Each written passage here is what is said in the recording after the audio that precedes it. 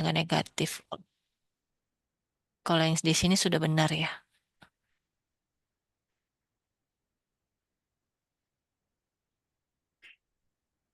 Bukannya yang di hasilnya itu karena kita rasionalin dikali min I per min I ya, makanya di sini tandanya berubah. Hmm, min I yang mana yang dikalikan? Kan bawahnya kan 2I ya Bu ya. Mhm. Dikali sekawan yang min I per min I Bu. Supaya I-nya bisa jadi ke atas itu. Oh ya, benar. Coba lihat yang kemarin.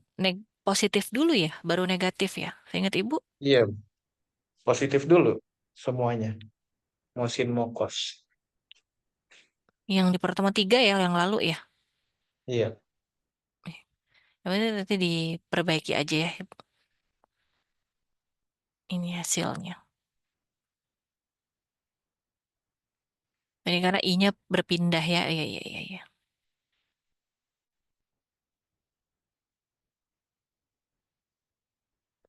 Oke, Pak Jri. Terima kasih.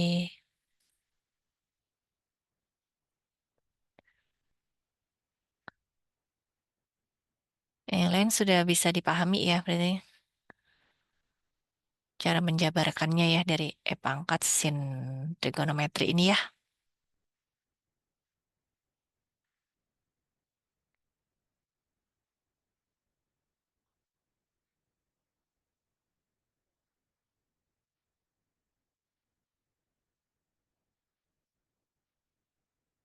Dan next ke continuity. Nah, di sini fungsi continue ini hampir sama ya dengan bilangan real ya untuk kompleks ini. Ada tiga ya. Kemarin juga sudah belajar ya di kalkulus POBA banyak ya untuk bilangan realnya ya. Nah, pada di bilangan kompleks juga syaratnya tiga ya. Apabila fungsi tersebut eh, continue atau discontinue gitu ya. Nah, continue tuh kalau misalkan fz nolnya gitu ya eksis ya. Maksudnya ada nilainya dari fz nol. Lalu yang kedua, limit dari z mendekati z nol fz-nya juga ada ya. Lalu yang ketiga, hasil fz nolnya dan limitnya itu sama gitu ya. Baru bisa dikatakan bahwa fungsinya adalah continue gitu ya. Kalau misalkan ada tapi nggak sama gitu kan, biasanya kan seperti itu. Berarti dia discontinue gitu kan. Bahkan kalau misalnya salah satunya tidak terdefinisi ya jelas pasti discontinue gitu ya. Jadi hampir sama syarat kontinuitas bilangan real dan juga bilangan kompleks ya. Nah, ini adalah formal definitionnya. Jadi dari continuity of a function ya, yaitu apabila ada f itu continue pada z0 jika dan hanya jika dan untuk sembarang epsilon lebih besar dari nol ada apa ini eksis atau lebih besar dari nol ya untuk setiap z-nya adalah anggota apa ini real ya mungkin ya kalau dari min sampai tahingga min tahingga sampai tahingga ya dan mutlak z min z nolnya itu leb- lebih besar dari nol kurang dari tau ya di sini. Nah ini berimplikasi pada mutlak fz min fz nolnya adalah kurang dari epsilon. Jadi kalau tadi didefinisikan fz min w nol ya, gitu. Yang dimana w nolnya itu adalah limit kan hasil limit dari fz-nya. Nah, kalau di sini itu mutlak dari fz min fz nol. Jadi tetap sama-sama disubstitusi ya sebenarnya z dengan z nol gitu ya. Jadi min fz nol kurang dari epsilon. Nah ini untuk gambarnya ya, ini pada bidang real, ini pada bidang kompleks gitu ya.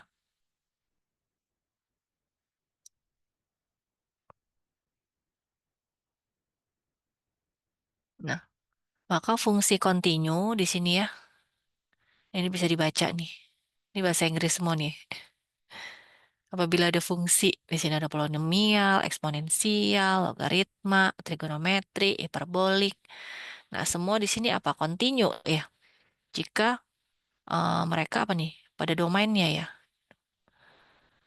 Iya, Bu, Sum. pada domain masing-masing. Mm-mm. Jika apa ini? Perbedaan dan produk dari fungsi kontinu juga kontinu di intersection domain masing-masing ya. Mereka the apa nih? Quotient is also continue juga ya jika denominator is not zero. Apa ini maksudnya? Itu Penyebutnya maksudnya bukan nol, Bu. Jadi hasil Iya, pembagiannya kontinu kalau pembagiannya itu bukan nol. iya. Jadi apabila ada pembagian ya penyebutnya itu tidak boleh nol ya, is not zero gitu ya. Maka itu kan jadi tidak terdefinisi kan jadinya. Pasti sudah pasti tadi ya tidak continue gitu kan. Nah, composition of continuous function is also continuous. Ya. Jadi sudah pasti apa? Continue kalau fungsinya continue juga berarti continue gitu ya. Masing-masing komposisinya continue, dia juga akan continue gitu. Nah, itu ya berarti materinya sampai di situ. Seharusnya ada pertanyaan nggak mengenai continue?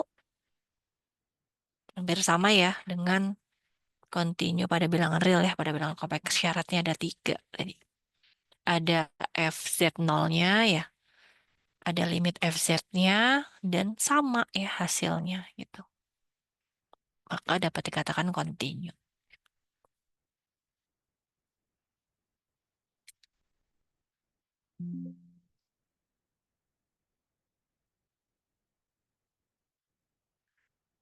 Kita bisa lihat selanjutnya apa bahan diskusi ya.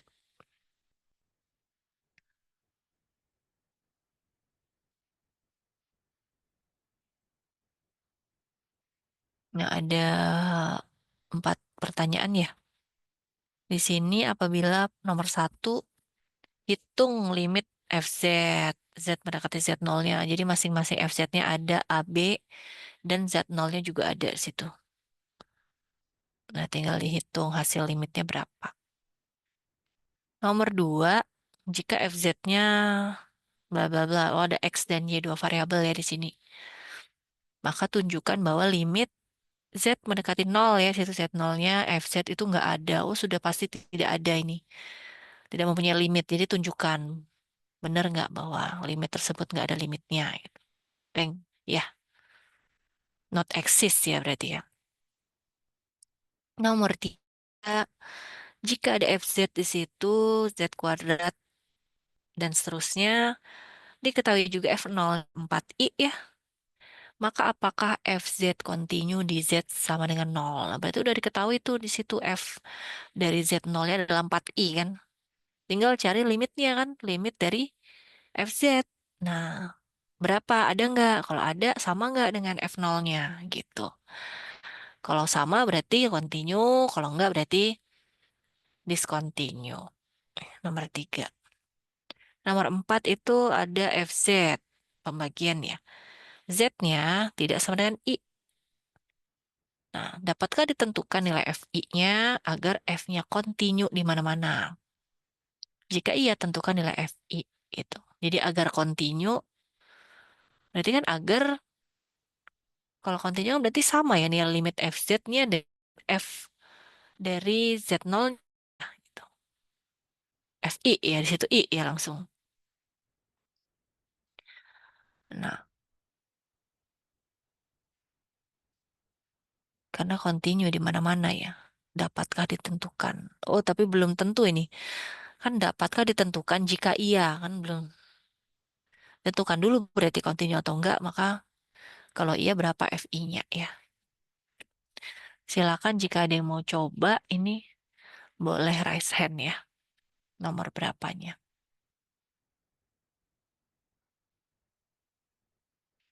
Chelsea? Saya mau coba yang 1A, Bu. Oke. Ramzi? Saya mau coba nomor 2, Bu. Oke. Agnia? Aku mau 1B, Bu. Oke. Mario? Nomor 3, Ibu. Oke. Berarti 1A, B, 2, 3 sudah. Silakan mau yang coba nomor 4 boleh resen juga ya. Dan yang mau coba share screen atau apa, boleh resen atau berbicara ya.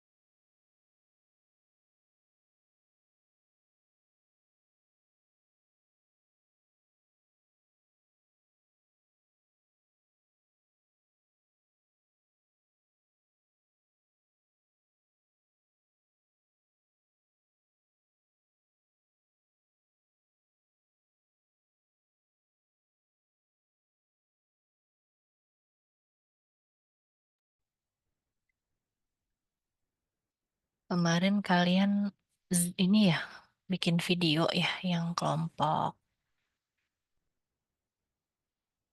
3 dan 10 ya. Iya, betul, Ibu. Oh Ibu, ini di YouTube ya linknya ya, melihat. Ini YouTube siapa? YouTube akun mahasiswa ya? Kalau dari kelompok 10 iya Ibu, tapi kelompok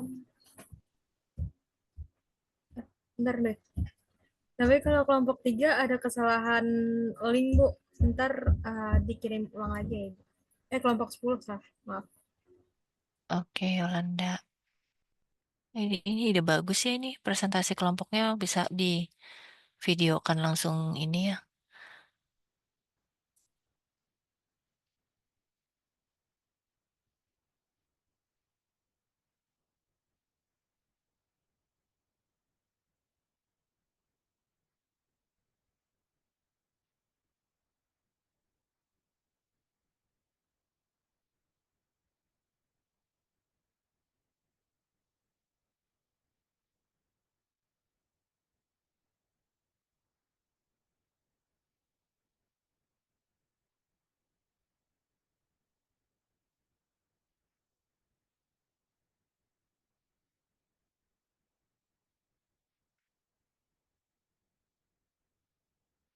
Ibu sambil lihat-lihat ini ya link yang kalian kirim ini.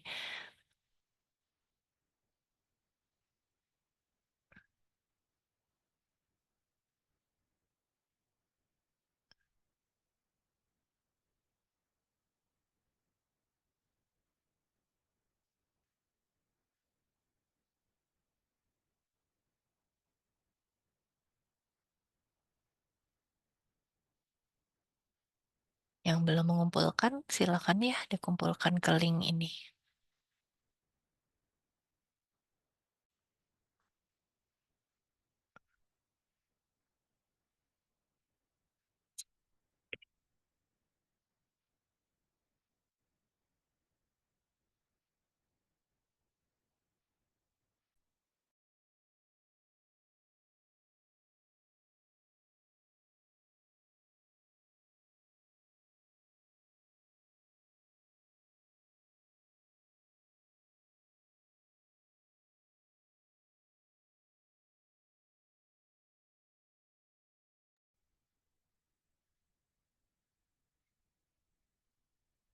Kelompok 1, lihat.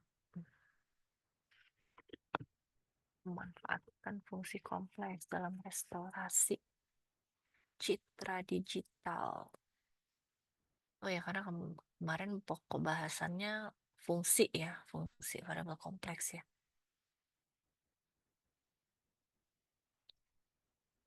Ini bisa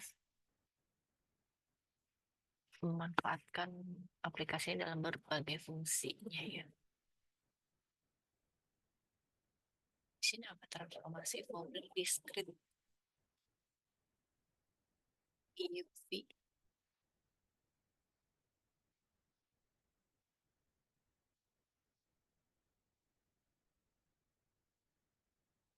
Fotonya jadi apa? Direparasi atau di restorasi itu apa sih? Restorasi sama reparasi beda.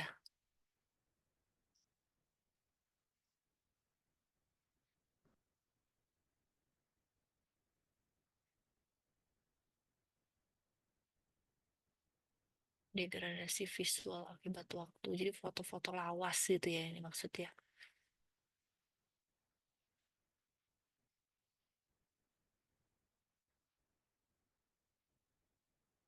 Jadi apa? Jadi lebih cerah atau lebih jelas atau bagaimana? Iya Bu, restorasi sama reparasi beda.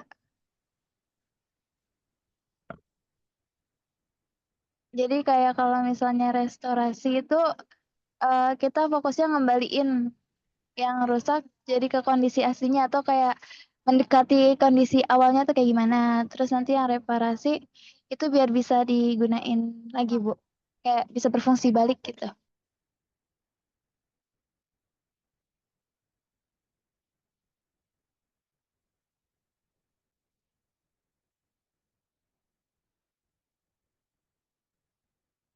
mengembalikan fotonya seperti semula gitu ya. Berarti beda ya. Udah cek kelompok berikutnya kompresi file. Dikompres maksudnya. Jadi kalau kita kompres PDF gitu ya.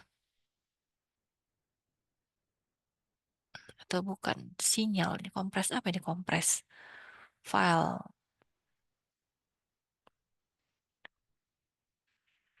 Mengrekonstruksi sinyal agar tetap menyerupai bentuk asli meskipun sebagian informasi telah dihapus. Pakai Fourier juga nih.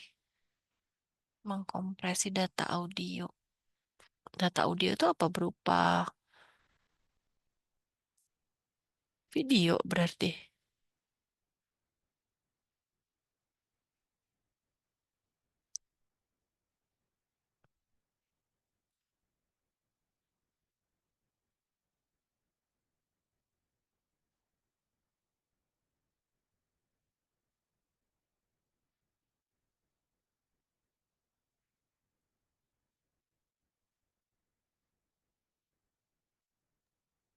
Bu Asri, saya nomor 4 ya, Bu. Udah ada, belum ada? Oke, belum ada Fajri.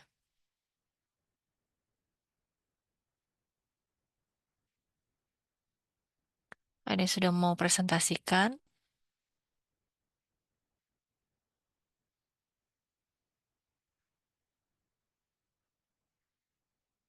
Dalam kelompok 3 ada penentuan sudut lengan robot untuk mencapai target koordinat. Robotnya bergerak ya maksudnya ya. Terus, robot apa ini dimaksud? Lengan robot, robot arm banyak dimanfaatkan. Oh, memang namanya robot arm ya. Jadi memindah-mindahkan barang gitu ya. Beres-beres, apa robot beres-beres nih? Kan robot nyapu, robot apa lagi ada? Robot memindahkan barang, robot nyuci piring juga ada ya. Bisa menggunakan bilangan kompleks. Ini pakai fungsi bil apa ini kalau di sini?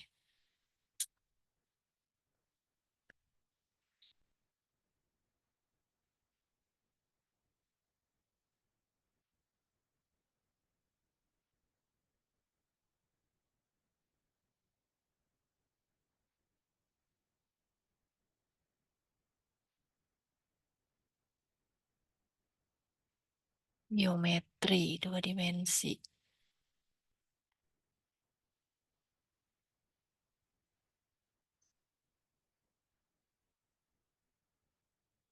Kelompok 4. Modelan aliran tanah. Kasurnya, kasur lagi. Kasus sumur. Pompa. Maksudnya apa aliran tanah?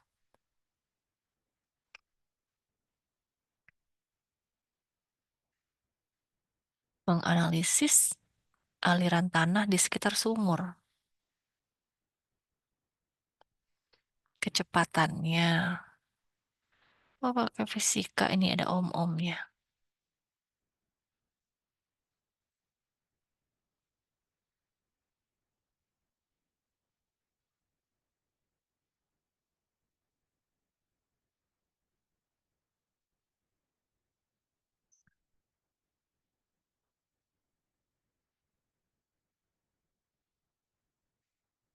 Peran transformasi konformal sebagai jembatan. Transformasi konformal.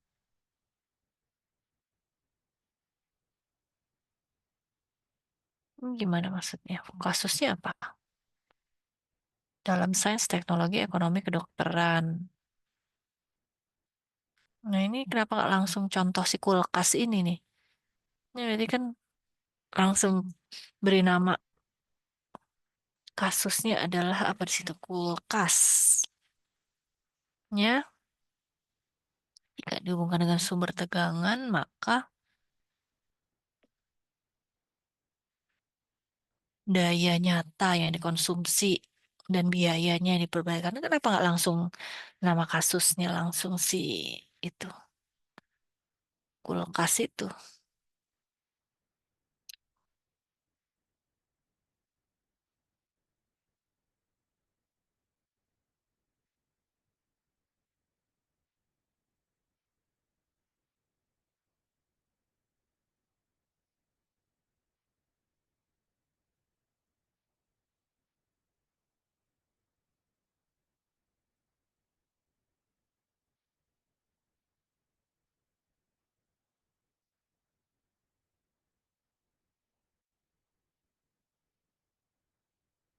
Investigasi penerapan teknik fungsi di dalam desain tambang bawah tanah.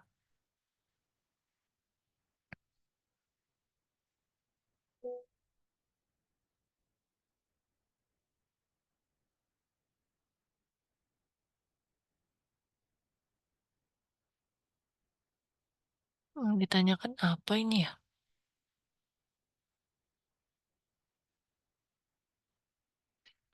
Mendesain tambang bawah tanah ya maksudnya. Dengan metode-metode ini gitu ya. Mana yang lebih akurat gitu ya desainnya dari ketiga itu gitu ya.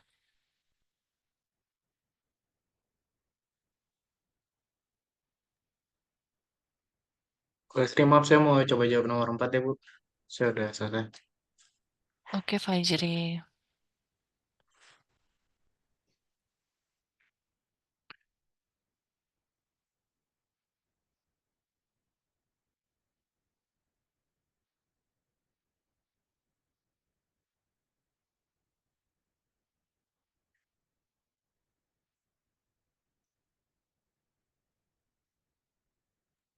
Sudah terlihat belum, Bu? Ya sudah, silahkan. Eh, ya. Di layar, di ke zoom nggak, Bu, gambarnya? Apa enggak? Masih terlihat kok. Oh, oke. Oke, jadi kan soalnya tadi nomor 4 itu eh, FZ-nya Z pangkat 3 tambah I per Z dikurang I dengan catatan Z tidak sama dengan I, tentukan FI agar F kontinu di seluruh titik. Intinya gitu.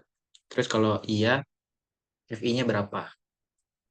Nah, di sini kayak saya coba eh, tentuin kenapa ini tuh nggak kontinu kalau di titik Z sama dengan I, karena kalau misalnya disubstitusi Z sama dengan I kan berarti atasnya jadi I pangkat 3 tambah I per I dikurang I kan. Nah, I pangkat 3 itu kan I pangkat 2 dikali I. I pangkat 2 kan min satu. Berarti min satu dikali I atau min I tambah I per I dikurang I, yang mana ini atas bawahnya nol. Ini kan bentuk tertentu ya yang kita tahu semua. Jadi kalau bentuk tertentu berarti kita harus cari nih, cari tahu faktor pembuat nolnya tuh dari dua ini nih, dua apa namanya, dua fungsi yang pembilang sama penyebut ini, faktor pembuat nolnya apa, kenapa dia bisa jadi bentuk tertentu. Nah, mencari faktor pembuat nol berarti kan yang atas ini kan Z pangkat 3 tambah I ya. Ini kan bisa dibentuk apa sih, Bu? Difaktorin jadi Z kurang I per per Z. Z dikurang I dikali Z kuadrat tambah I Z dikurang satu. Terus per Z dikurang I juga. Nah, ini udah ketemu nih faktor pembuat nolnya, berarti Z dikurang I. Berarti bisa kita coret aja atau hilangin. Jadi sisa Z kuadrat tambah IZ dikurang satu. Nah, sebenarnya ini kan kalau apa ya, fungsi ini tuh bakal ada nilainya semua kecuali di ini kan, di Z-nya sama dengan satu kan tadi kan. Karena ada faktor yang bikin dia jadi 0/0 lah. Dan sekarang kan faktornya ini udah kita coret ya. Itu Z dikurang I-nya udah kita hilangin, jadi sisa Z kuadrat tambah Z dikurang satu. Nah, berarti kalau misalnya mau cari F agar kontinu di mana-mana, kita balikin lagi ketika Z-nya sama dengan I. Tadi kan Z sama dengan I nggak kontinu, diskontinu karena ada pembuat nol kan. Ada faktor pembuat nolnya. Sekarang posisinya faktor pembuat nolnya kan udah kita hilangin ya. Jadi sisa yang Z kuadrat tambah IZ dikurang satu ini, berarti ketika Z-nya sama dengan I, berarti limit Z mendekati I dari Z kuadrat tambah IZ dikurang satu, berarti tinggal disubstitusi aja. jadi I kuadrat min 1, I dikali I juga min 1, dikurang 1 jadi min 3. Berarti intinya adalah kesimpulannya fungsi f itu akan kontinu di mana-mana ketika fi-nya sama dengan min 3, Bu. Benar nggak, Bu? Kalau salah, tolong dijelasin, Bu. Ini perumpamanya sudah benar ya, karena itu kan ada yang membuat itu ya, dia tidak tentu ya hasilnya ya. Boleh dimisalkan seperti itu. Berarti kalau dicari I-nya, ternyata bisa mendapatkan hasilnya ya. Terus itu continue nggak dia? Kalau seperti itu. Sama dengan limitnya Kontinya hasilnya. apa? Sama dengan limitnya ya. Sama dengan limitnya, ya ada, Bu, maksudnya, Bu? Oh ya, limitnya min 3 ya jadinya. Iya, fi-nya min 3 karena kan ini kan fz. Oh ya, hasil limitnya langsung min 3 gitu ya. Iya. Oke. Oke. Sip, Fajri. Selanjutnya Mario ya. Ya, Silakan. apa gambar sudah terlihat? Ya, silakan. Di sini soalnya eh, mencari apakah fz itu kontinu di z sama dengan 0. Jadi di sini hanya memakai syarat kontinuitas eh, di mana fz sudah terdefinisi dari soal. Lalu syarat yang kedua eh, disubstitusikan eh, hasilnya 0, maaf, disubstitusikan dengan 0 dan hasilnya 5 kurang 2i.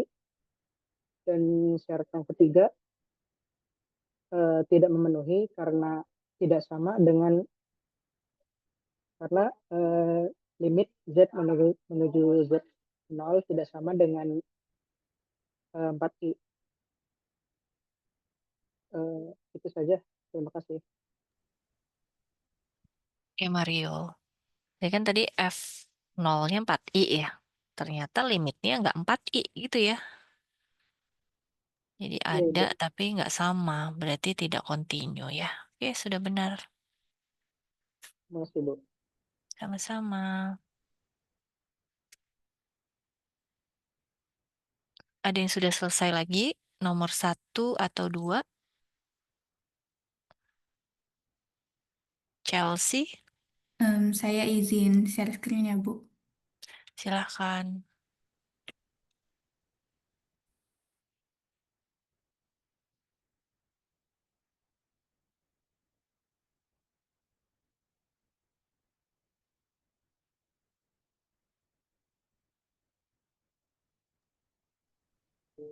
Jadi untuk yang nomor 1A, kita disuruh menghitung limit Z mendekati Z0 dari FZ jika FZ-nya sama dengan Z pangkat 3 dikurang 1 per Z ditambah 1 dan Z0-nya 3 min 2i. Maka seperti yang di materi tadi bahwa hasil pembagian akan kontinu jika penyebutnya tidak sama dengan 0, maka kita ubah dulu Z-nya menjadi Z0, kita substitusikan nilai Z0-nya. Jadi 3 dikurang 2i itu ditambah dengan 1, maka penyebutnya menjadi 4 dikurang 2i dan itu tidak boleh sama dengan dan itu tidak sama dengan 0. Maka kita substitusikan nilai-nilai Z0 untuk limit Z mendekati Z0 dari FZ itu sama dengan F dari Z0. Maka Z0 pangkat 3 dikurang 1 dibagi Z0 ditambah 1. Maka FZ0-nya kita substitusikan nilai Z0 menjadi 3 dikurang 2i pangkat 3 dikurang 1 dan penyebutnya 3 dikurang 2i ditambah 1. Di sini saya menghitung dulu nilai dari Z0 pangkat 3. Kita kalikan Yang pertama itu perkalian dari 3 min 2i dikali 3 min 2i. Untuk Z0 pangkat 2 itu hasilnya 9 dikurang 12i dikurang 4. Disederhanakan menjadi 5 min 12i. Dikalikan lagi dengan 3 min 2i agar menjadi pangkat 3. 5 dikali 3, 15. 5 dikali min 2i itu min 10i. Min 12i dikali 3 itu min 36i ditambah min 12i dikali 2i itu 24i kuadrat. I kuadrat itu nilainya min 1, maka di sini plus 24i kuadratnya menjadi negatif 24. Kita sederhanakan menjadi min 9 dikurang 46i. Jadi sudah kita ketahui Z0 pangkat 3-nya adalah min 9 dikurang 46i. Kita substitusikan ke dalam FZ0, maka untuk 3 min 2i pangkat 3-nya menjadi min 9 dikurang 46i dikurang 1, dan penyebutnya 3 min 2i ditambah 1. Kita sederhanakan, ini menjadi min 10 dikurang 46i, yang penyebutnya menjadi 4 dikali 2i. Itu dikalikan dengan konjugat dari penyebutnya, yaitu 4 plus 2i. Di sini dikalikan min 10 dikali 4 min 40, min 10 dikali 2i itu min 20i, min 46i dikali 4 itu min 184i, min 46i dikali plus 2i itu menjadi min 92i kuadrat. Dan penyebutnya dikalikan juga itu 4 kali 4 16, 4 dikali 2i itu 8i, min 2i dikali 4 itu min 8i, min 2i dikali plus 2i itu min 4i kuadrat. Kita masukkan nilai i kuadrat sama dengan min 1, maka di sini kita sederhanakan menjadi 52 dikurang 204i dibagi 20. Disederhanakan lagi, sama-sama dibagi 4, maka hasilnya adalah 13/5 dikurang 51/5i. Seperti itu, Bu. Apakah sudah benar? Iya, sudah benar Chelsea itu. Itu hasilnya sudah substitusi ya nilainya, dan ya dikali sekawan sama-sama dibagi 4 ya. Sudah benar. Baik, terima kasih, Bu. Ya, sama-sama.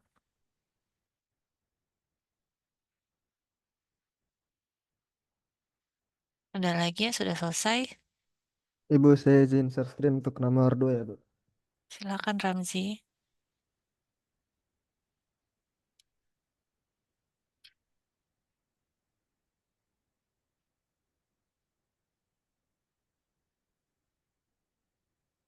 Sudah terlihat ya, Bu?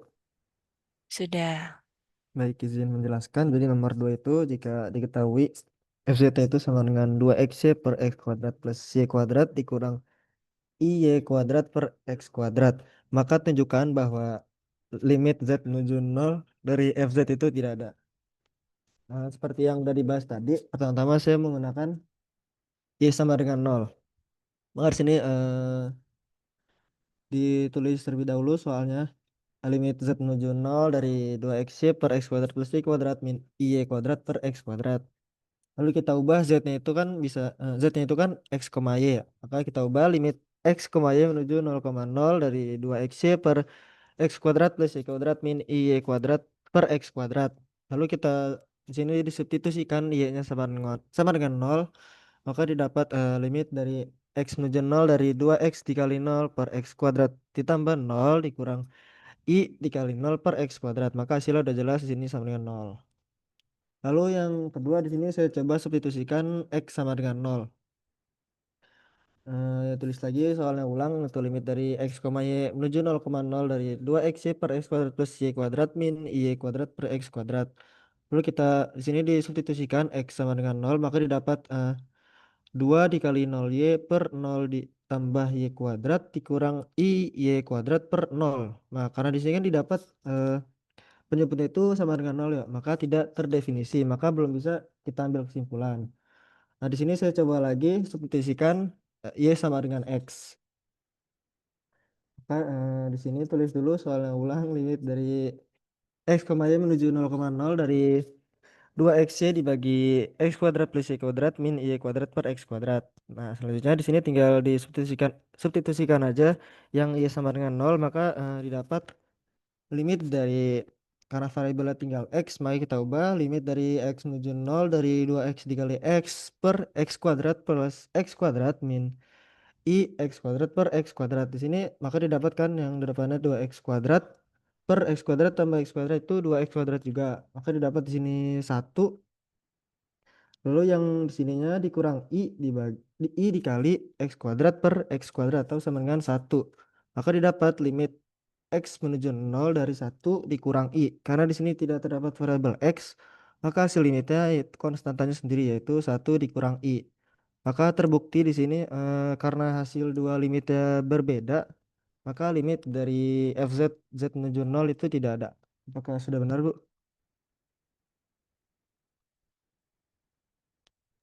Ya, sudah benar tuh ya. Salah satunya sudah tidak terdefinisi, sudah pasti nggak ada ya dari ini ya. Doesn't exist ya kalau tadi ya. Oke, Ya, baik, terima kasih, Bu. sama-sama Ramzi. Ibu, aku nih mau jawab, tapi mau minta tolong share screen sama Chelsea. Ya, silakan.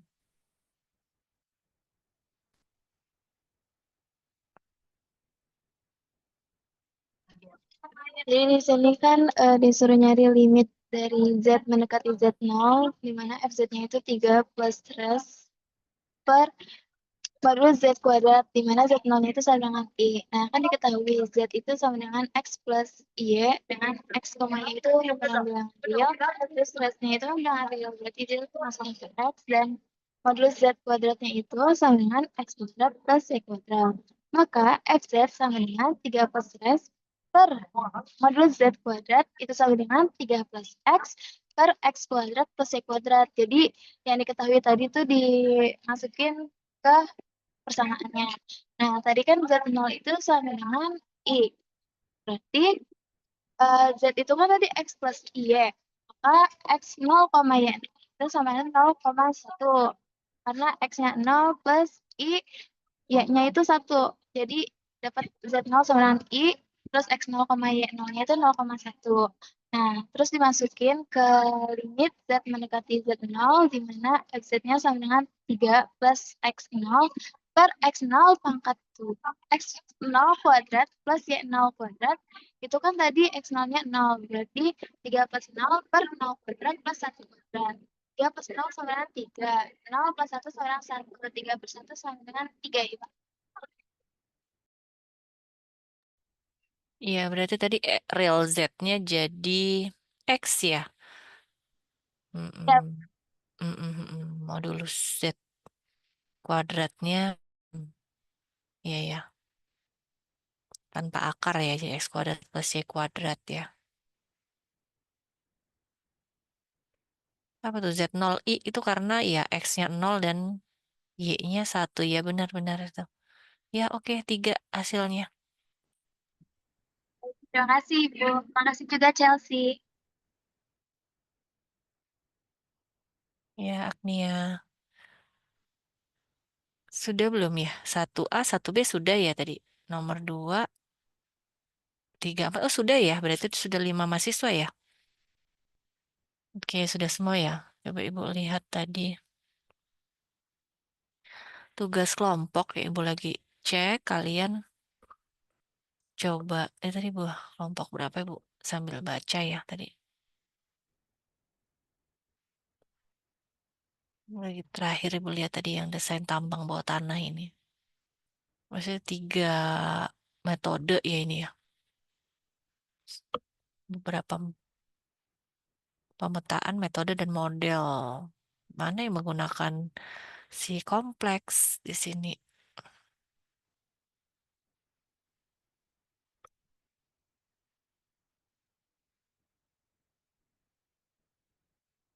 Oh, yang itu yang Z itu ya, rumus pemetaan itu ya. Yang menggunakan kompleks ya. Yang lainnya enggak ya.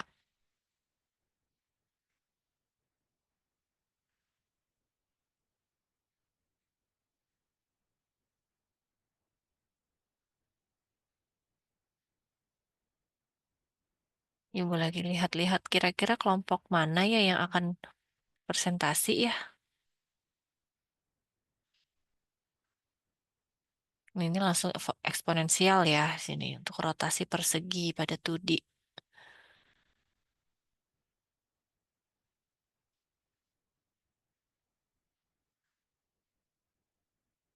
Geometri ya jadi ya, berkaitan geometri ya.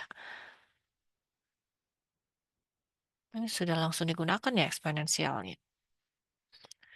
Apa itu A, B, C, D itu untuk apa? Diputar 90 derajat. 00 titiknya.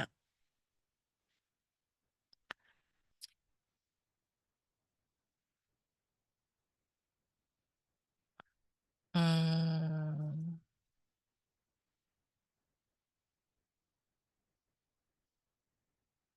Cauchy Riemann. Ini apa dipakai Cauchy Riemann? Pemodelan medan faktor. Kenapa nggak langsung kasusnya ini nih?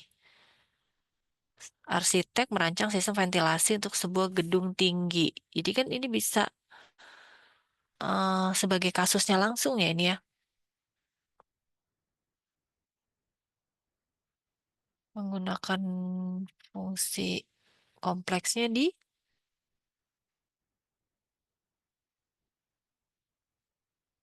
FZ-nya. Hmm, Ini lebih ke Cauchy ya ini ya. Ada fungsinya aja merupakan fungsi kompleks gitu ya.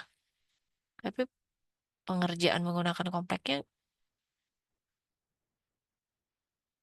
belum ada ya di sini. Hitungannya pakai Cauchy ya ini ya. Deformasi pasca gempa. Deformasi itu yang bagaimana maksudnya? Deformasi yang akan dilihat adalah apanya? Pergeseran tanah atau apa sih deformasi itu? Atau di situ apa? Ada sebidang tanah. Tanah ini mengalami tegangan. Sisa gaya dalam kerak bumi batuan punya sifat elastis. Seberapa besar batuan menyusut ke samping saat ditarik? Ini batunya apa tanahnya ini? Yang ini, deformasi ini.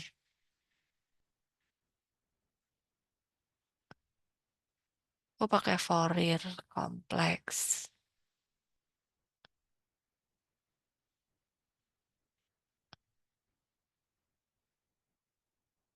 Akibat tarikan kembang berbentuk pola dua lobus simetris dengan offset rata-rata. Kesimpulannya, apa yang membentuk pola itu si tanah apa si batu, batuan tadi?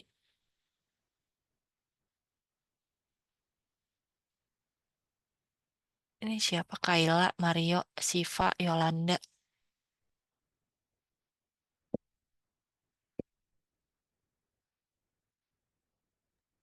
Di situ sih ngejelasinnya yang batuannya, Bu, yang mengalami pergerakan, Bu.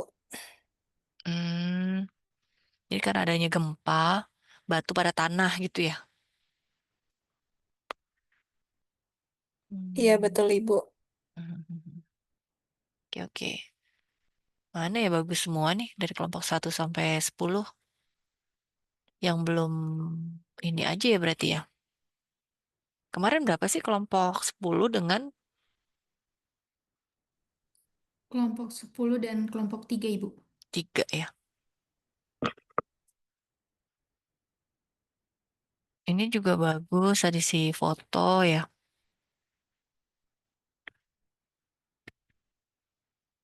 paket Fourier ya. Mana menurut kalian ini yang sekiranya kita coba presentasi hari ini? Kompresi file. Ini kompres beneran ya nih. Iya, Bu. Tapi ini lebih fokus ke audio mungkin, Bu. Audio. Itu suara aja atau video? Kalau video ada proses selanjutannya ya menurut saya nggak muat dimasuk posternya. Jadi kita lebih fokus ke audio kalau kali ini, Bu. Jadi suaranya jadi gimana? Kalau kita kompres itu kan kalau PDF atau apa kan agak ngeblur gitu ya mungkin ya. Eh, Mungkin kalau suara dikompres, suaranya filenya lebih kecil penyimpanannya, Bu. Tapi mungkin lebih apa ya bahasa bahasa gaul sih lebih kresek-kresek atau gimana, Bu. Lebih lebih tidak halus oh suaranya, Bu. iya ya. Oh iya ya. Kurang terang jelas ya maksudnya ya. Iya, Bu.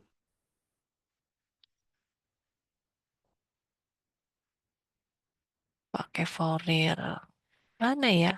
Coba deh kalian lihat sudut lengan robot. Robot ini beneran robot ini beres-beres.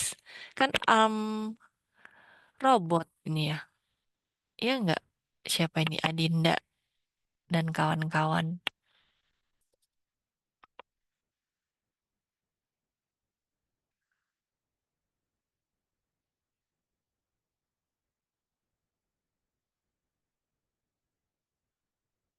Tes-tes.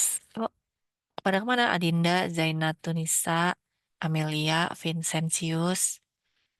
Nah, itu lebih ke ilustrasi aja sih, Bu.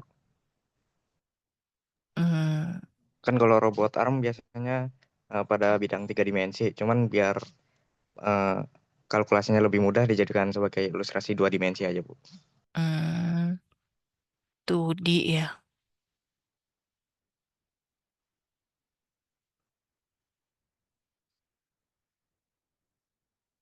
Jadi apa yang maksudnya bergerak robot ini? Dia, Maaf, Bu, izin perma- jawab. Kan mm-mm, kalau misalnya robot bergerak ke suatu arah itu kan ada algoritma inverse kinematik ya, Bu. Itu tuh mm-mm, dia pakai fungsi inverse trigonometri. Kan biasanya untuk kalkulasi di dunia nyata itu kan pakai vektor. Kebetulan di sini bisa dianalogikan dalam sistem bilangan kompleks. Jadi cuman lebih kayak lebih kompleks aja gitu, Bu. Lebih nggak terlalu banyak angka-angkanya gitu. Yang mm-mm, dihitung cuma rotasinya aja, Bu. rotasi juga ya. Jadi bilangan kompleksnya itu posisinya ya di mana gitu ya. Iya, Bu. Oke, kita lihat yang kelompok 4. Ini pemodelan air tanah ya pada kasus sumur tadi ya. Kecepatan aliran air tanah.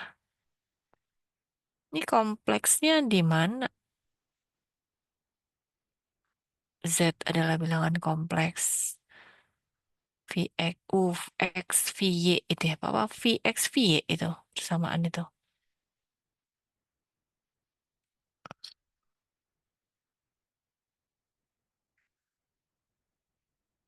Jadi Z-nya adalah 10 plus 0i hasilnya.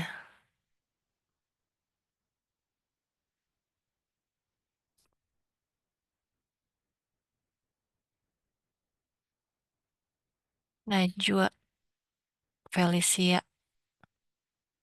Ini bagaimana maksudnya? Putri Zaskia.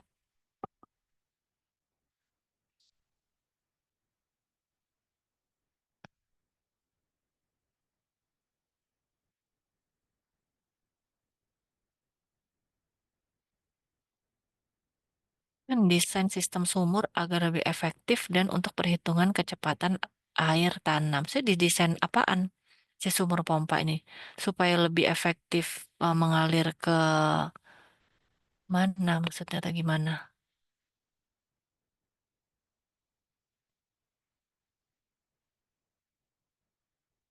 Ini pada kemana nih? Kelompok 4.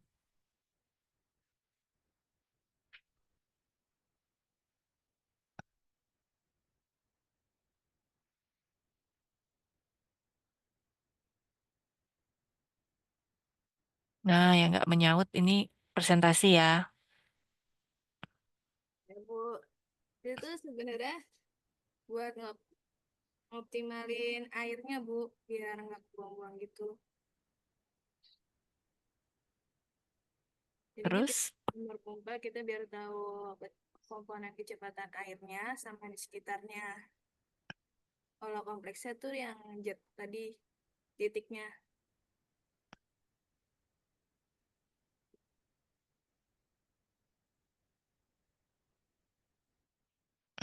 efektifnya di sini supaya tidak terbuang ya dari sumur pompa itu ya.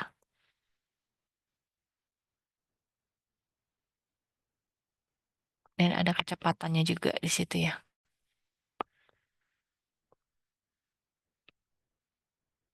Mana menurut kalian nih atau di itu aja di apa? Kalian biasanya pakai apa? Yang untuk nih,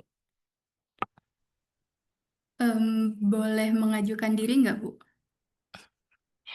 oh Chelsea mau mengajukan diri. Kelompok 8, Bu. Oke, oke, kita lihat coba kelompok 8. Rotasi persegi pada 2D. Oh, ini sudah langsung pakai eksponensial ya, ini di sini ya. Dia berpindah tempat juga ya. Perseginya maksudnya, oh 2D ini ya, berarti ya hanya gambar ya. Iya, Mm-mm, objek persegi, Bu. mm-mm. Boleh, boleh nomor, kelompok 8 ya. Baik, Ibu. Ada lagi, satu kelompok lagi, mau mengajukan diri atau Ibu pilih? 10 udah 9 ya, Cau Ciriman. Kelompok yang awal-awal deh. 1, 2, 4, 5, 6.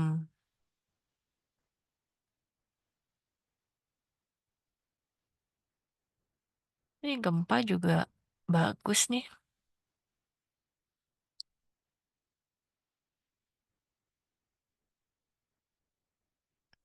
Kok kalau keluar.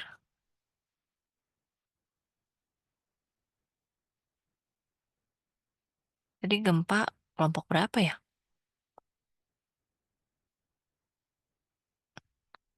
Robot sudah ya, kelompok 3 sudah ya.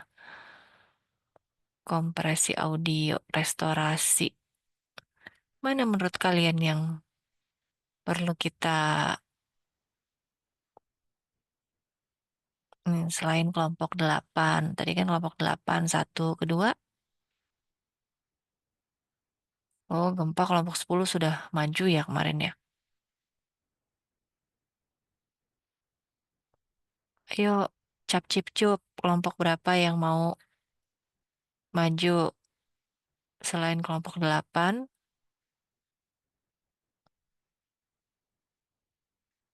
Hmm,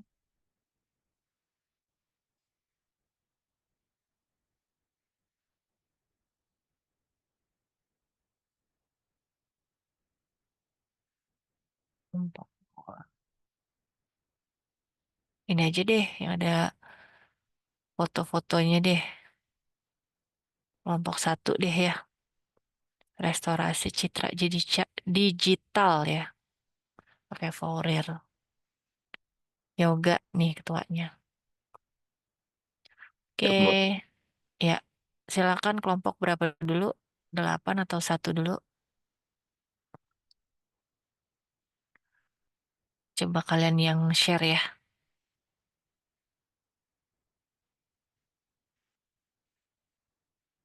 Kelompok 8, kayaknya Chelsea udah siap ya.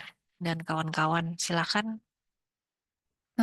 Baik, Ibu, izin share screen.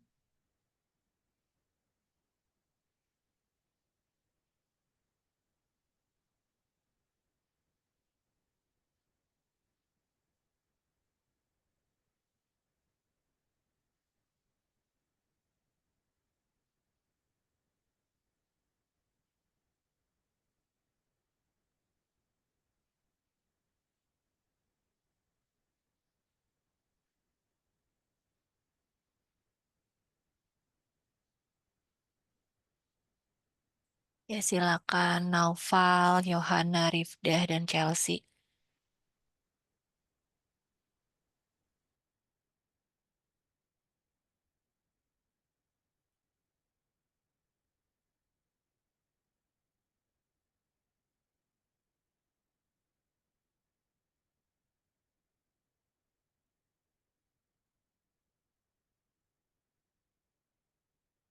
Oke, Assalamualaikum warahmatullahi wabarakatuh. Waalaikumsalam. Dengan jelas.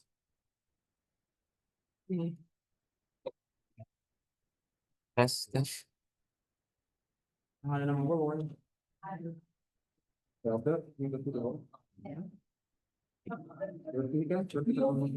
Ya, lanjutkan.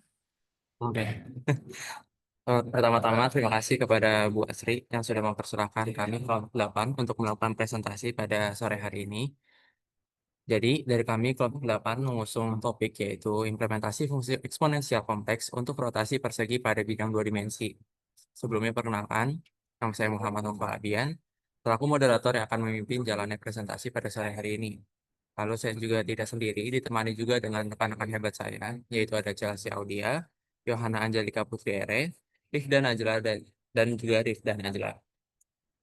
Mungkin kita bisa langsung masuk ke dalam topik pendahuluan terlebih dahulu. Kepada rekan saya dipersilakan. Baik, terima kasih atas kesempatannya.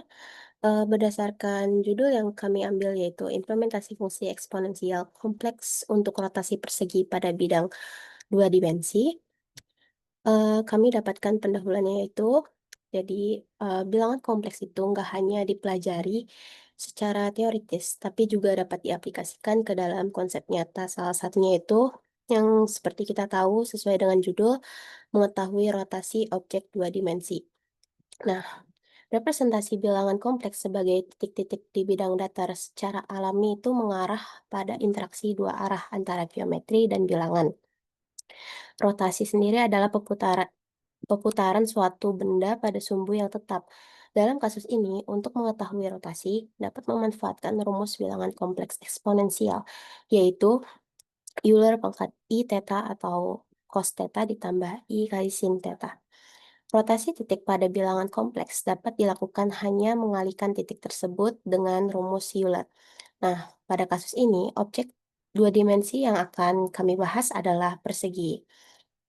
Persegi dengan suatu ukuran satuan diputar menggunakan bilangan kompleks sehingga diperoleh posisi baru tanpa mengubah bentuk dasarnya.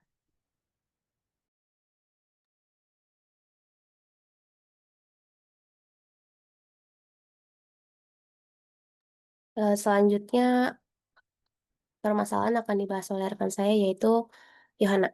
Yohana dipersilahkan. Baik, terima kasih kepada Rif dan Angela. Lalu di sini ada beberapa pembahasan yang akan kami selesaikan, yaitu yang pertama, bagaimana fungsi eksponensial kompleks itu memodelkan rotasi persegi di bidang dua dimensi. Lalu yang kedua ada bagaimana posisi koordinat titik-titik sudut persegi setelah diputar 90 derajat berlawanan arah jarum jam terhadap titik pusat 0,0 menggunakan konsep bilangan kompleks. Lalu yang terakhir ada apakah bentuk hasil rotasi tersebut masih berupa persegi.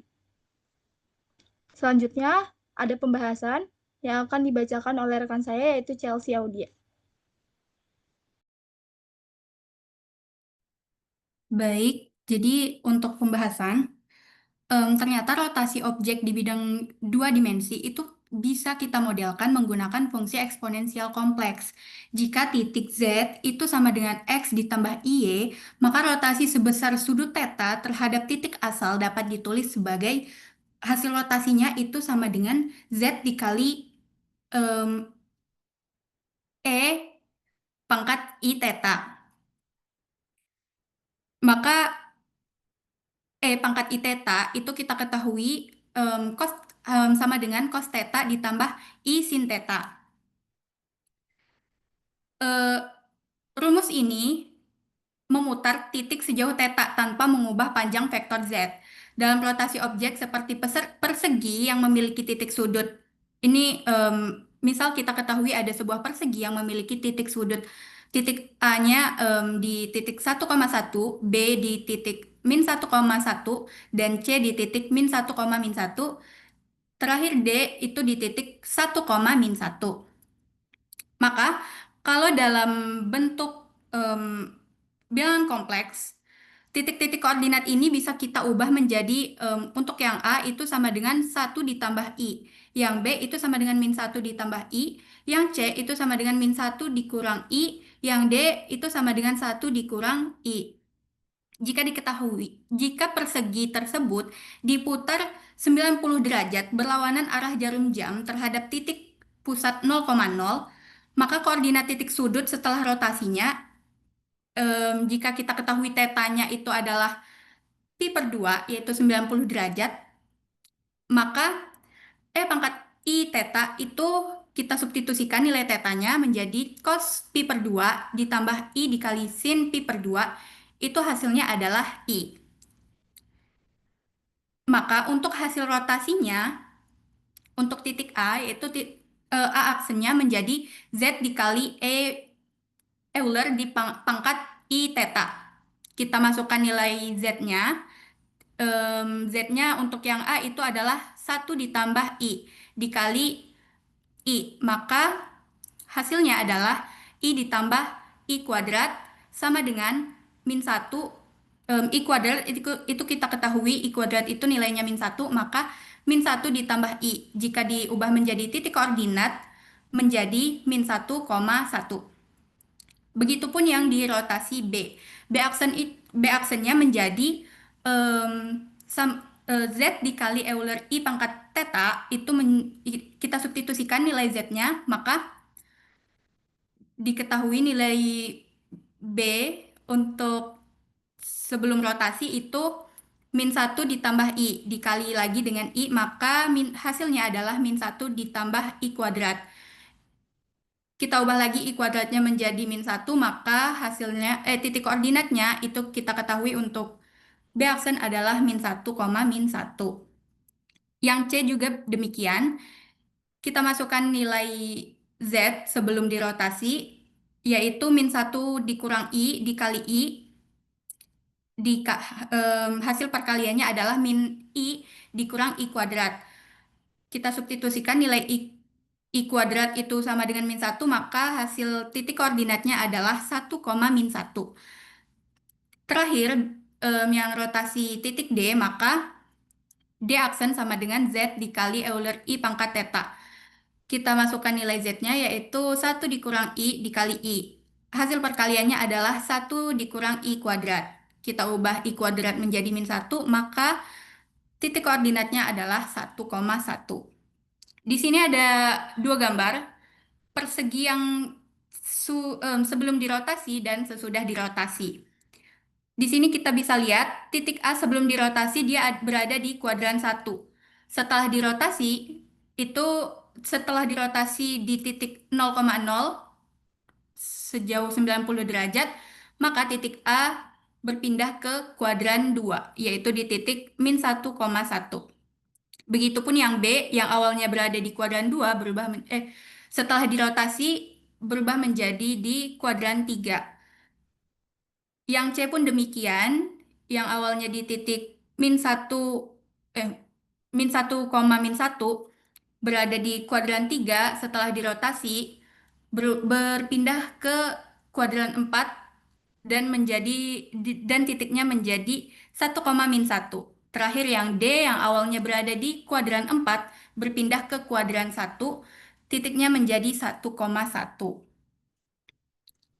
Nah, jika dihubungkan titik-titik yang ada di A aksen, B aksen, C aksen, dan D aksen, itu tuh masih membentuk persegi dan panjang sisinya sama. Hanya posisinya berubah karena rotasi 90 derajat. Mungkin cukup sekian untuk bagian pembahasan. Untuk bagian kesimpulan, saya kembalikan ke moderator. Oke, terima kasih kepada Chelsea. Jadi saya izin untuk menarik kesimpulannya dari apa yang sudah dijabarkan oleh teman-teman saya. Jadi dalam pembahasan kami dapat disimpulkan bahwasanya fungsi eksponensial kompleks melalui rumus Euler E pangkat pi theta itu efektif digunakan ketika memodelkan rotasi objek dua dimensi dengan mengalihkannya terhadap titik-titik sudut persegi. Posisi titik berpindah sesuai dengan sudut rotasi tanpa mengubah ukuran maupun bentuknya. Nah, pada kasus ini rotasi 90 derajat berlawanan arah jarum jam. Yang hasilnya persegi tetap mempertahankan panjang sisi dan dasarnya. Hanya orientasinya saja yang berubah. Mungkin sekian presentasi dari kelompok 8 kami. Terima kasih kepada teman-teman dan juga Bu Asri yang sudah mengizinkan dan juga menyimak pemaparan materi dari kami. Kami sangat terbuka atas masukan yang diberikan. Assalamualaikum warahmatullahi wabarakatuh. Waalaikumsalam. Ada tanggapan nggak dari kelompok lain pada kelompok 8? Itu sudah jelas menggunakan fungsi eksponensial kompleks ya di situ. Coba akan dibuat kasusnya misalkan gambar perseginya berupa apa misalkan bisa dikaitkan dengan etnomatematika misalkan kan kasus ya ini ya. Misalkan sebuah apa ya eh baju ya, baju adat, misalkan baju adat yang bergambar, misalkan persegi, gitu-gitu ya, kan bisa sih dikaitkan ke kasus itu. Jadi bagaimana ya apabila nanti di rotasi, misalkan gambar pada kain lah, tapis atau kain apa ya kalau di Betawi ya misalkan. Jadi lebih kontekstual lagi gitu ya, si perseginya gitu. Bagaimana menurut teman-teman kelompok lain? Ada yang perlu ditanyakan nggak nih atau ditanggapi apa? Atau sudah sangat paham nih yang dijelaskan kelompok 8?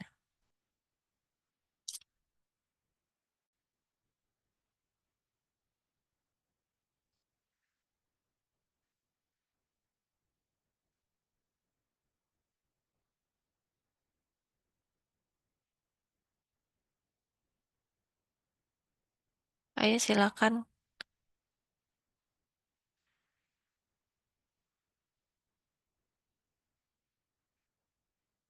Kalian di sini diharapkan menyimak ya, jadi kalian tahu beberapa aplikasi dari fungsi variabel kompleks nih, salah satunya eksponensial kan di sini.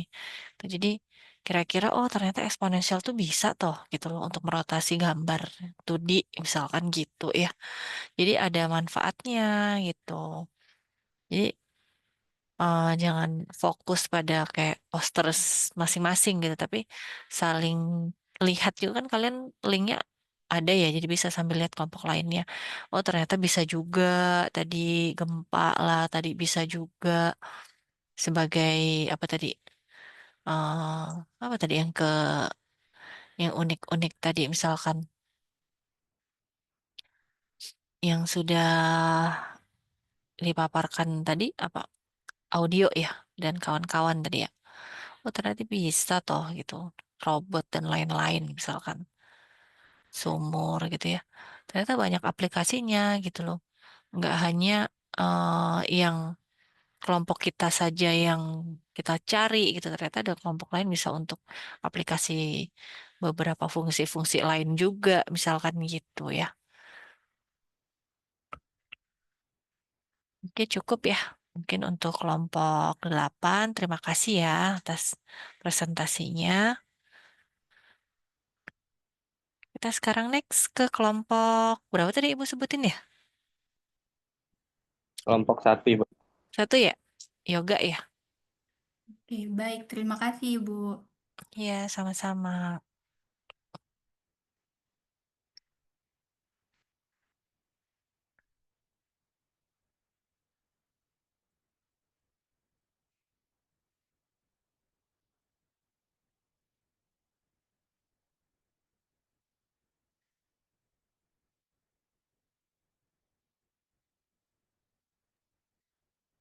Assalamualaikum warahmatullahi wabarakatuh.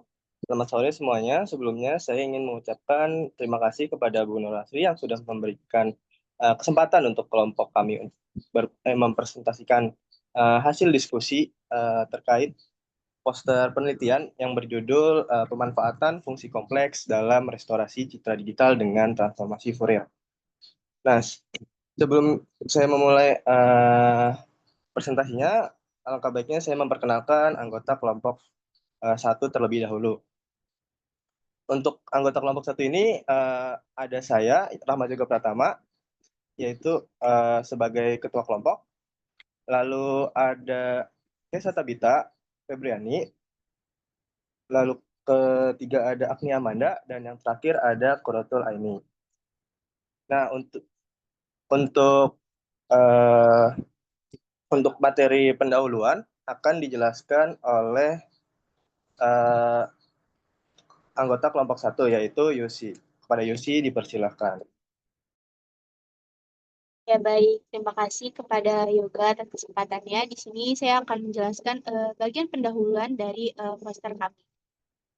Di sini perkembangan teknologi citra itu digunakan luas gitu ya, bisa dalam bidang komunikasi, dokumentasi, bahkan medis. Terus, namun kualitasnya itu sering menurun karena buram, noise, atau kerusakan, sehingga diperlukan metode matematis untuk memperbaikinya. Nah, salah satu metode yang banyak digunakan itu yaitu transformasi Fourier, di mana metode ini itu menggunakan fungsi kompleks yang mengubah citra dari domain spasial atau piksel ke domain frekuensi. Nah, itu agar pola dan informasinya itu lebih jelas.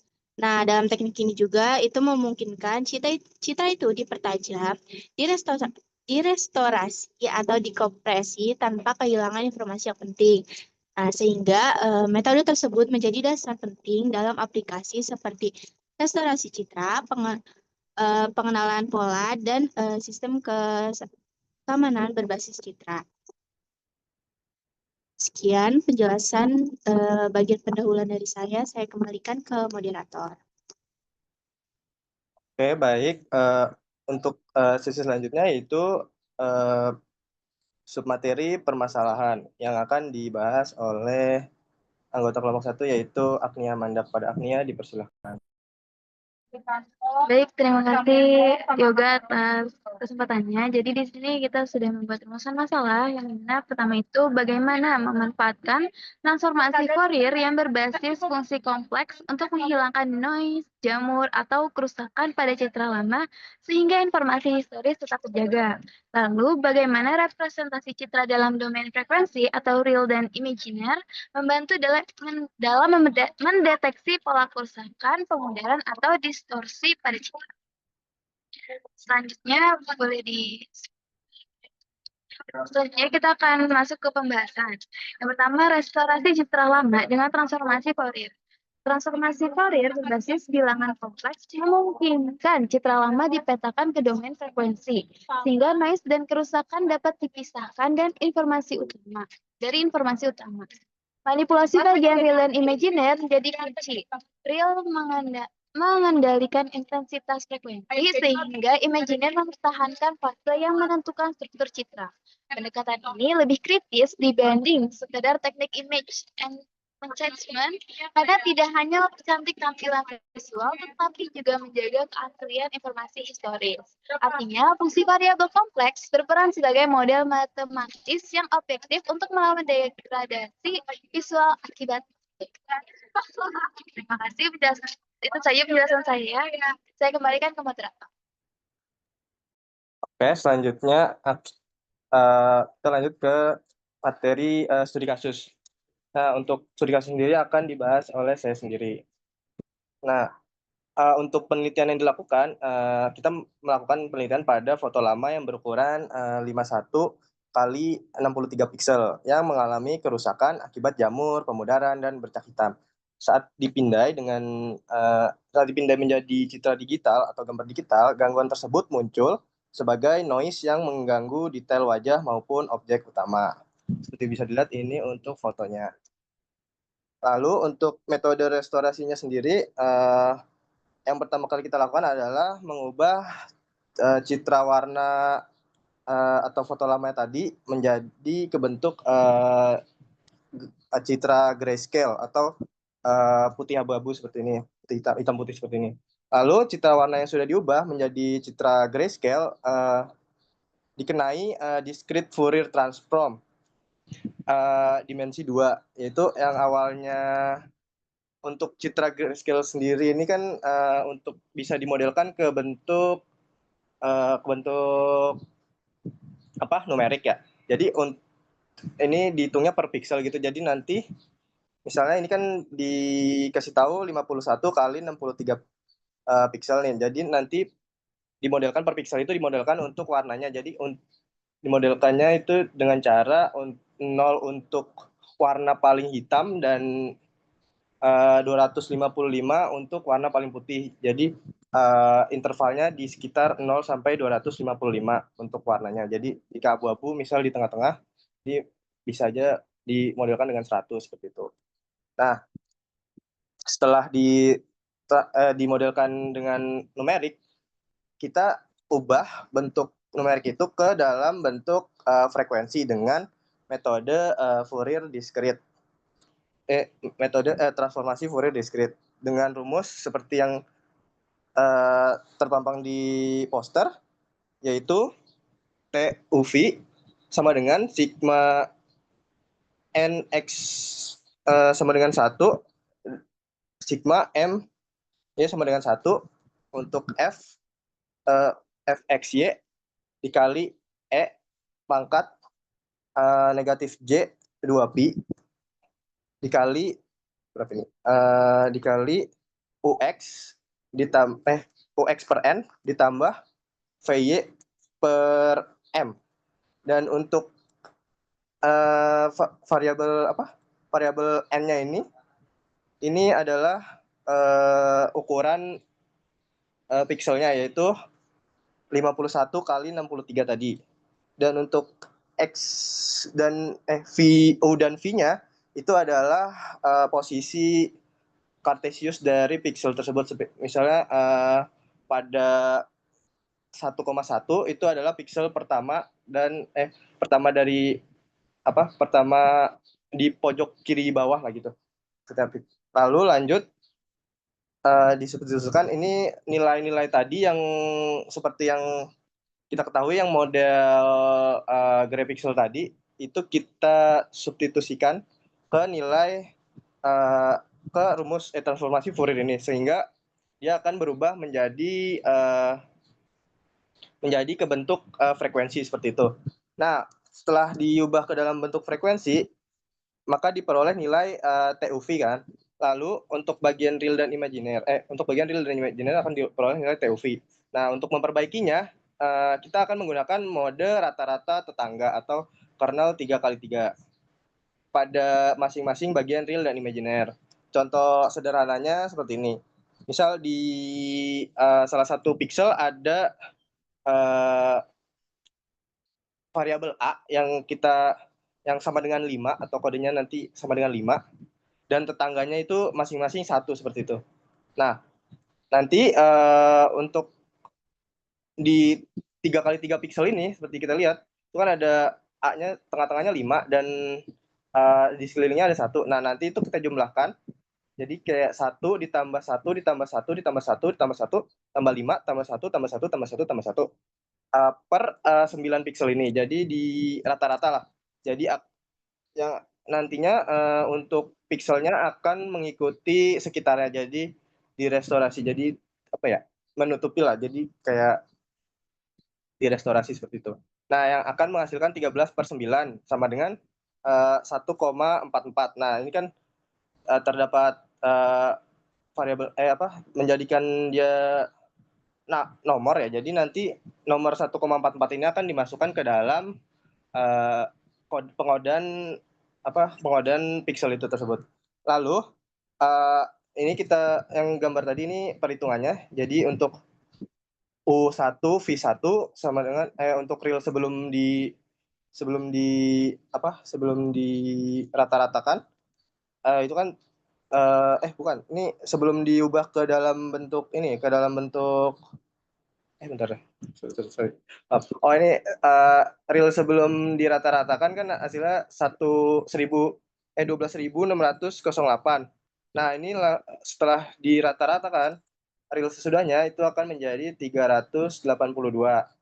Lalu untuk imajinernya dari 4.641 menjadi negatif 389. Nah, ini masih dalam bentuk frekuensi ya. Belum diubah ke bentuk spasial tadi. Jadi angkanya masih di atas 255. Bahkan ada yang negatif seperti itu. Lalu kan ini kan angkanya seperti ini ya. Ini kita ambil contoh 3 piksel saja karena nanti akan kebanyakan karena untuk ini kan 51 ya. Jadi 51 kali 63 nanti akan kebanyakan untuk dipasaran. Setelah dilakukan ini perhitungan rata-rata kanal, nanti akan dilakukan inverse transformasi dengan transformasi TU tadi kita inverse menjadi fx, y.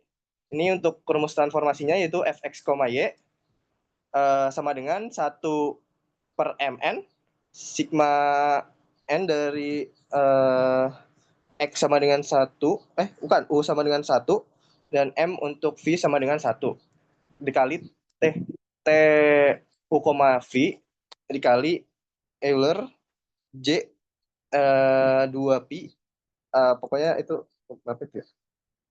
Pokoknya seperti itu kayak itu. Pokoknya seperti itu. Dilakukan fungsi inverse dari fungsi transformasi Fourier discrete tersebut. Lalu ini hasilnya, untuk hasilnya dari gambar awalnya itu seperti di paling kiri. Lalu ini karena terlalu kecil jadi agak pecah gambarnya. Lalu ini untuk yang kedua itu gambar sebelum dilakukan inverse. Sebelum dilakukan inverse, fotonya jadi seperti itu. Dan ini sudah kita inverse, hasil akhirnya akan jadi seperti paling akhir seperti itu. Mungkin untuk pembahasan poster sudah selesai. Saya akan dilanjutkan ke sesi kesimpulan. Nah, untuk sesi kesimpulan sendiri akan dibahas oleh anggota kita Kesata Bita. Untuk Kesata Bita dipersilakan. Oke, terima kasih Yoga. Nah, untuk kesimpulan yang bisa kita tarik yaitu transformasi Fourier memungkinkan citra lama yang rusak akibat jamur, pemudaran, dan juga bercak hitam dipetakan ke domain frekuensi sehingga noise dapat dipisahkan dari informasi utama. Nah, dengan memanipulasi bagian real atau intensitas frekuensi dan imajiner, kerusakan dapat diperbaiki menggunakan metode perataan tetangga. Nah, setelah dilakukan inverse transformasi, citra lama yang rusak dapat direstorasi dengan lebih jelas tanpa kehilangan detail pentingnya. Artinya, transformasi Fourier bukan hanya mempercantik tampilan citra, namun juga menjaga keaslian informasi historis yang terkandung di dalamnya. Seperti itu. Aku kembaliin lagi ke moderator. Oke, baik. Mungkin untuk presentasi terkait poster penelitian dari kelompok 1 cukup sampai di situ. Kurang lebihnya mohon maaf. Mungkin saya kembalikan ke Bu Nurasi lagi. Terima kasih. Oke, terima kasih dari kelompok 1 ya. Bagus ya kasusnya ya dalam restorasi citra digital. Teman-teman ada yang mau menanggapi nggak atau ada yang mau bertanya nggak mengenai apa ini maksudnya restorasi citra digital gitu ya tadi. Di situ kan menggunakan real, imajiner ya, fungsi kompleks ya gitu. Di situ ada foto lawas ya tadi ya. Contohnya ya kasusnya. Itu diambil dari sebuah penelitian skripsi ya, Ibu lihat di referensinya ya di situ. Ada 2 itu. Yang mana yang yang dipakai? Yang bawah Ibu, yang skripsi. Yang bentar. Coba. Dari UNY. Yang dari UNJ Ibu. Ya itu ini menggunakannya kan rumusnya udah jelas menggunakan fungsi itu ya, kompleks ya. Nah, ini cara apa ya memasukkan rumusnya ini maksudnya di mana ini? Apa dia menggunakan aplikasi tertentu atau apa ini di sini kok bisa ini Mm-mm. untuk rumusnya dari skripsinya sendiri setelah dipelajari itu menggunakan aplikasi MATLAB kalau nggak salah, Bu. Jadi berbantuan MATLAB ya ini ya? Iya, Ibu. Karena kan berupa foto ya, jadi gimana hasilnya gitu kan? Pasti kan ada yang di-input gitu kan. Lalu kita beri perintah apa gitu ya, baru nanti menghasilkan bagaimana gitu kan. Jadi rumus ini nanti akan dituangkan ke MATLAB ya. Jadi dalam praktiknya berarti lumayan rinci ya. Ibu juga pernah pakai MATLAB ini, tapi udah lama banget ya. Deskripsi ibu juga dulu pakai MATLAB ini. Ini bisa mengubah ini ya. Itu kok jadi gosong gitu ya malahan. Foto yang kedua itu kenapa itu? Oh, Karena itu karena belum diubah ke inverse-nya, Ibu. Jadi masih berbentuk frekuensi gitu, Bu. Belum berbentuk spasialnya. Jadi nanti diubah ke spasial, baru nanti diubah ke citra warna. jadi hasil akhirnya tuh apa itu bedanya dengan yang awal? Untuk Kalau pas akhirnya kan itu kayak ada yang rusak ya, kayak ada yang putih tiba-tiba itu di tengah-tengah. Nah, itu nanti ke ke apa? Ke restore lalu, dan ini fotonya sebenarnya kalau lebih besar tuh lebih enhance gitu loh, Bu. Kayak lebih tajam dari foto yang awalnya seperti itu. terlihat lebih tajam sih, udah lihat dari pecinya, alisnya yang lebih tajam ya. Maksudnya struktur wajahnya ya, terlihat lebih tajam ya. Iya, betul, Bu. Oke. Berarti ini contohnya memang hasil real dari penelitian tersebut ya.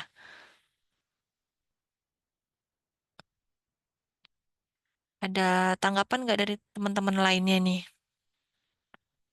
mengenai ini, ada yang mau ditanyakan nggak? Karena ini kan sebuah aplikasi dan lain-lain. Jadi kalau mau kita kasuskan dengan yang lain kan ya nggak bisa gitu ya. Misalkan kalau ini kan coba ubah, misalkan pixelnya sekian, bagaimana hasilnya gitu kan. Kalau langsung ke aplikasi kan kita bisa otak-atik ya. Kalau seperti ini kan sudah berupa hasil penelitian ya, lebih rinci dan lain-lainnya nggak bisa kita ini ya.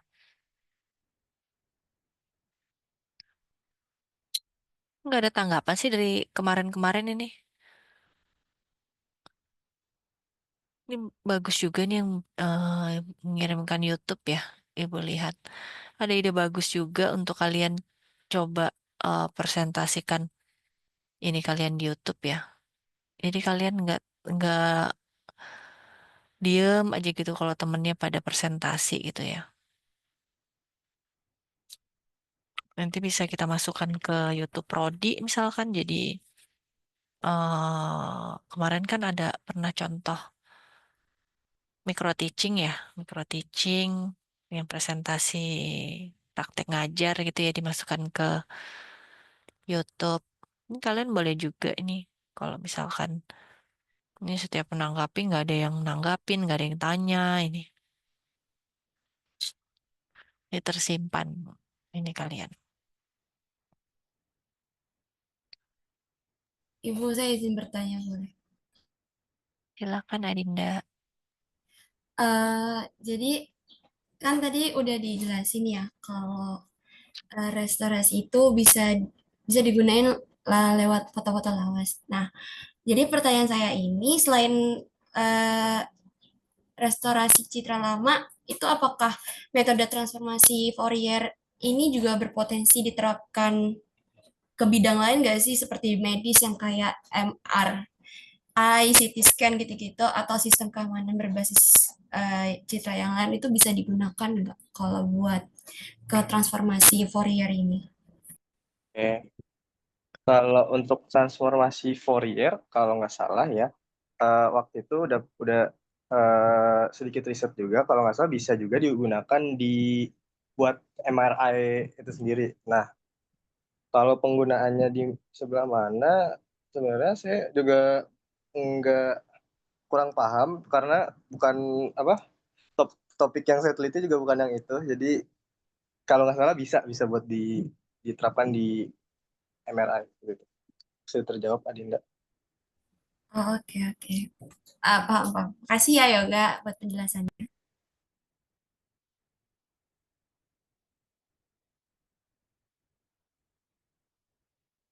Oke. Ada lagi yang lain?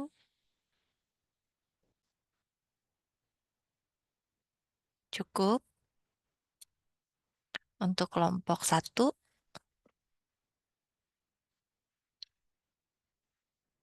Cukup ya, kita cukupkan ya. Oke, terima kasih ya kelompok 1. Nanti kelompok-kelompok lainnya ada kesempatan di berikutnya, di pertemuan-pertemuan berikutnya ya. Itu nanti kita coba pilih dan siapa yang mengajukan juga boleh ya tadi ya. Saya mau mengajukan, Bu, silahkan ya. Ada pertanyaan lain nggak selain itu? Izin bertanya, Ibu. Ya, Jadi untuk tugas poster selanjutnya itu kan ada di pertemuan ke-7 ya. Jadi pengumpulan posternya pas pertemuan ke-7 dan presentasinya pas pertemuan ke-7 atau setelah UTS? oh iya iya iya betul. Ini ya kalau bisa di pertemuan ke-7 saja ya, karena kebetulan kan pertemuan ke-4, 5, 6-nya juga tidak ada ini ya, tidak ada tugas kelompok ya. Jadi di pertemuan ke-7 aja presentasinya gitu. Supaya nanti nggak mengganggu ke next itunya ya, next UTS gitu ya. Jadi udah lanjut ke materi berikutnya gitu ya. Oke, baik. Terima kasih, Ibu. Sama-sama. Cukup kita cukupkan ya perkuliahan kita hari ini. Terima kasih semuanya. Wassalamualaikum warahmatullahi wabarakatuh. Waalaikumsalam. Waalaikumsalam warahmatullahi wabarakatuh. Terima Makasih, kasih, Bu. Bu. Terima kasih, Ibu. Sama-sama. Masih dulu.